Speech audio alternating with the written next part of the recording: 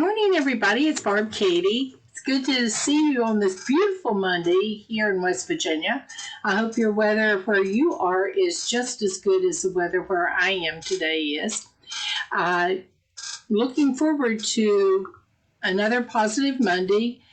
My chapter is still meeting. We're getting excited about being together in a regular way, and it's helping everybody to stay focused and on track, which is really, really good for morale and for meeting goals and accomplishing what we set out to do when we first joined TOPS.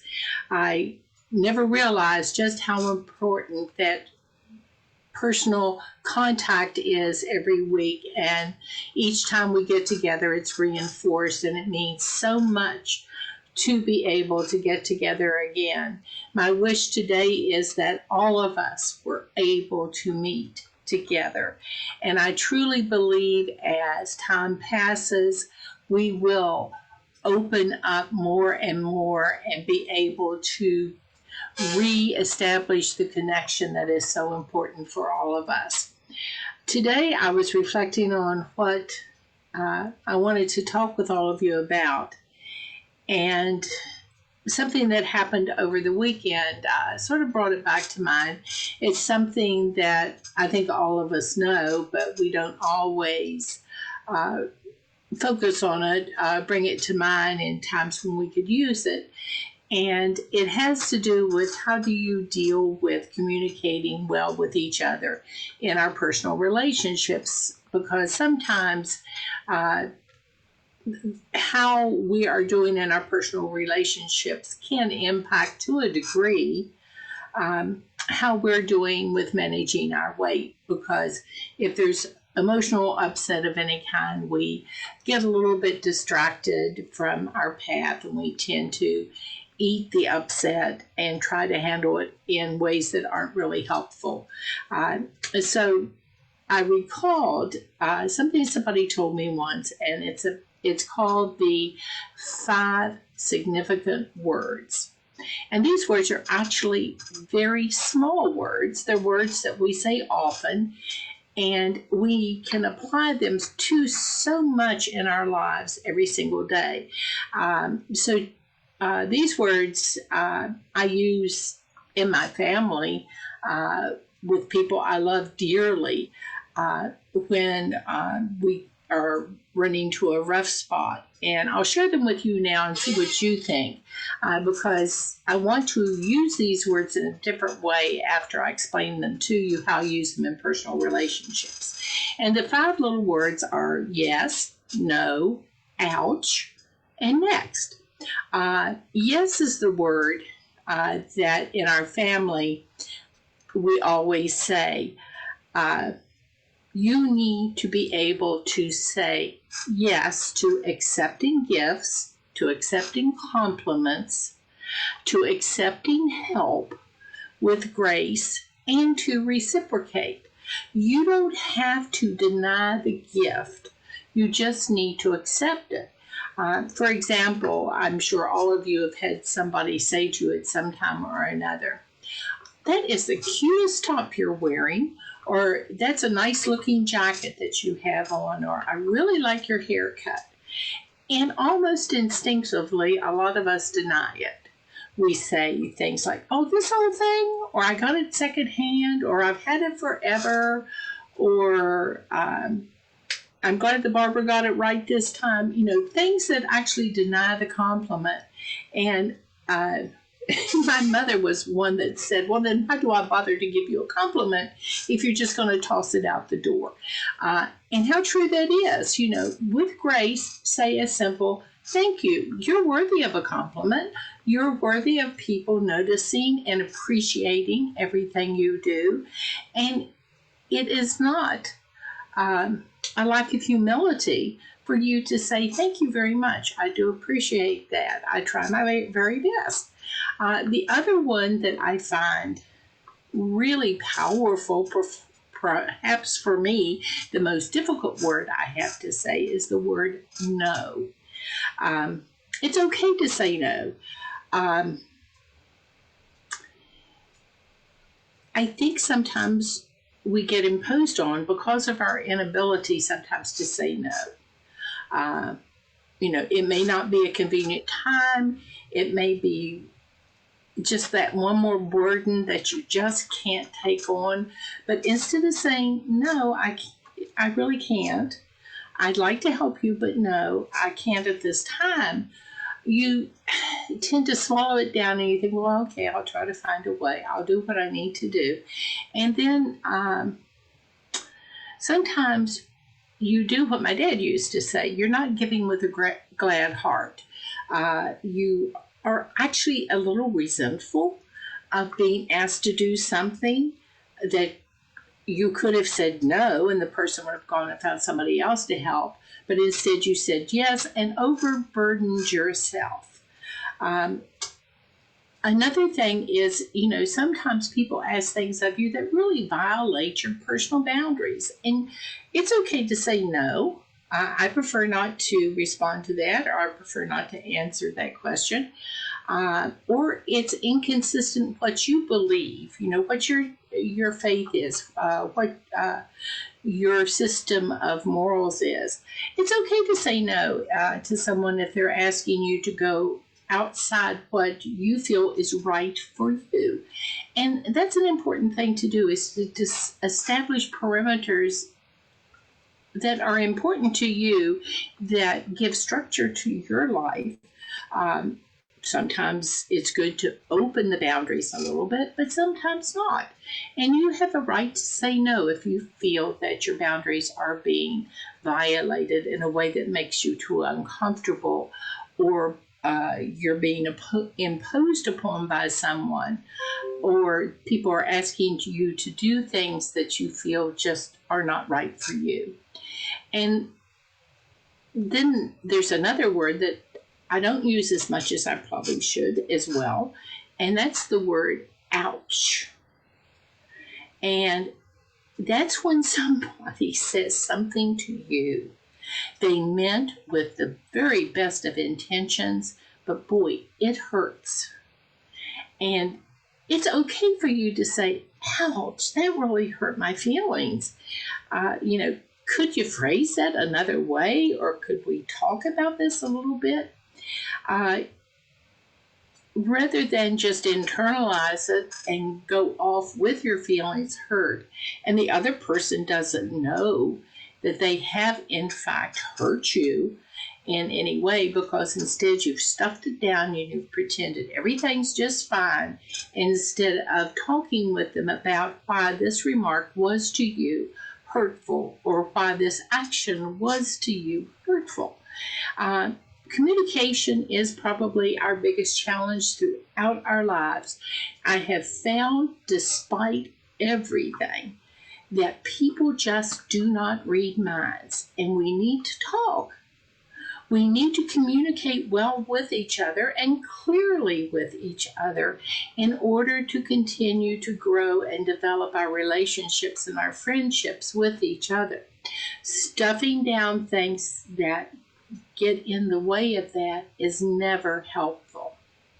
And then when you've tried everything you know, when you've said yes to compliments, no to impositions, and ouch to hurtful remarks, and the other person just doesn't seem to get you, and some people don't get you, you're never going to be the favorite person of everybody in the world, then maybe it's time to say, this just isn't working. It's time to move on. It's time to take the next step. And just some relationships sometimes don't work out. You learn from them, you grow through them, I always feel, but they sometimes just need to evolve, and you need to move forward. Those 4 words in mind, what I'd like you to think about now is, because these are all external applications of those 4 words, is what can we do to use those same 4 words to have an inner dialogue with ourselves, to talk to ourselves. And we can use these same words just to as effectively when we're trying to get our head in the game, when we're trying to get things squared away and straightened up and get our thinking back on track, because a lot of you have been talking about getting back on track and reordering your thoughts and persevering once again now that things have eased up in the world in which we live. And I guess the first one I asked myself was, is what I'm doing working well for me? Yes? No? Maybe so. Well, if your answer is yes, then you can say to yourself, okay, if this is really working to get me to where I want to go in my journey, then I'm just going to soldier on. I'm going to continue on this path because I'm seeing the results that I want to see. I am developing skills, talents, traits, habits, if you will, that are enabling me to reach the goal I have set for myself. If I say no, then why am I still doing it? If I'm looking at this and it just isn't working, why am I persisting in this course of action? That quote from Albert Einstein always just echoes in my mind that says, doing the same thing over and over again, and I'm paraphrasing, is the definition of insanity. And that's pretty darn true. If in fact it's not working for you, maybe you should do something different. Does it just need to be tweaked a little bit to find an alternative to the discomfort it's causing you? That's sort of your ouch, because I know for myself, if I'm not accomplishing what I hope to accomplish, that's always an ouch. It's like, darn it, anyway. Well, maybe I can adjust, but maybe I need to quit that path and try something different. It might be I just have to say, well, it looked like a really great idea at the time, but not so much, because it's not producing what I thought it would. The outcome for me and the ability to achieve my goals is just not working out the way I thought it would. So I need to move on. It's time to try something new, something different. What's the next thing I can put in place that might empower me to be more successful? Answering these 4 simple questions is pretty straightforward, right? But what next? Do we not want, I think, we do not want to admit that we're wrong. We don't want to let go of what seemed like a good idea somewhere along the line. We sometimes tend to duck our head in the sand or dig our feet in the dirt, because we can be pretty stubborn, and sometimes we even bang our heads against a brick wall rather than look for a different way. Human beings are really funny. We can be pretty contrary people sometimes. So what I would like to suggest to you now is my favorite word, and it's the word yet. And any of you know me have probably heard me use the word yet in a very specific situation that I'll share with you in a minute. Rather than beat yourself up or label yourself weak or inferior or trigger guilt or shame or defeat yourself with your own words, try inserting into your self-talk the word yet. It can really turn things around in a major, major way and give you an opportunity to reconsider, reevaluate, and find that way that will help you. One of my favorite things to say when football season is on, and most people who know me know I love football, especially when the West Virginia Mountaineers are playing, and they're not doing so well. And my friends will text me, they will call me, they will tease me, and they'll say, well, it looks like West Virginia's going to lose this game. And my answer is always the same. I always look at them and say, well, they're not winning yet. And what that means is I still have hope. I haven't given up on them. I haven't, and relate this to your personal self, I haven't given up on myself. I just haven't quite figured out the way to get to win. And that's what I say when I say the Mountaineers aren't winning yet. You know, they still will figure it out. Maybe not today, maybe tomorrow, but it will happen because they're not winning yet. And here's some examples. If you've been having trouble late at night, rather than beat yourself up, say to yourself, I haven't figured out how to control my late night eating yet. That gives you the opportunity to try again, to figure it out, to do different, to find better solutions. Maybe you're one of these people that have said more than once, I'm not taking good care of myself. Add the word yet. That means I am aware that my health is very important to me. I am aware that that's both physical and mental. And I can make a difference. I can go to better health for myself. I just have not figured it out yet. Another one is, I don't know how to avoid stressing out yet. Yet is always that hopeful qualifier that says, I can figure this out. I can find a way to control it. I can adapt. I can overcome. I can manage. Yet implies that I am learning and I am growing.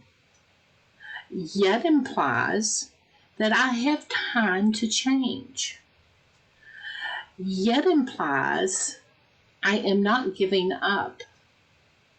Yet implies that I can empower myself to keep trying. Yet prompts me to continue. Yet is a reminder that there is more to come, that it all doesn't end here, that I just have to throw up my hands or throw in the towel and give up. There is always hope. Now, I'm not naive. I know somewhere down the road there will be no more to come as we understand it. However, right now, I'm a work in progress, and so are you. And I'd like to conclude our time together this morning with just one more comment. I am not finished yet. I will talk to you later. You have an awesome Monday and a great week ahead. Bye for now.